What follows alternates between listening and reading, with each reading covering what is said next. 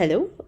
This project covers different domains, which is requested by the client. So that is one is UI and the other is AI.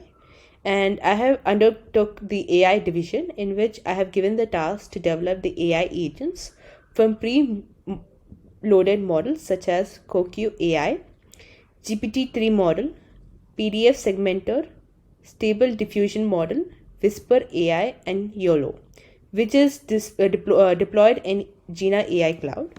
So I'm gonna go through each code file. So each file has been divided into three different folders, where we have preloaded the model, and we have written the code to make sure that it gets loaded to the Jina AI. So this is the first executor. So we have developed an executor code for each pre-loaded models. So for this one is CoQ executor. So this CoQ AI is usually helpful to convert text to speech, and second one is GPT-3 executor, and of course the GPT is being developed from the Chat GPT AI. So this is one of the model of it. And the third one is PDF segmenter. PDF segmenter usually takes this PDF and it takes out the text or the images that is present in a PDF file. So this is the executor code for it. And likewise, we have the SD executor. SD is the stable diffusion, where it converts the given text to any kind of AI generated images. And we have the Whisper AI. Whisper AI is for converting an audio to text.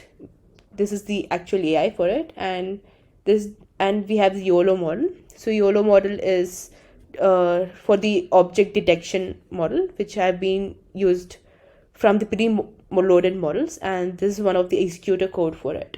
For all this executor code, I have to connect it using the flow which is being developed by the Jina, and Jina flow is being used to connect all the executors and gonna deploy it all at once. So this is the code for it, and actually it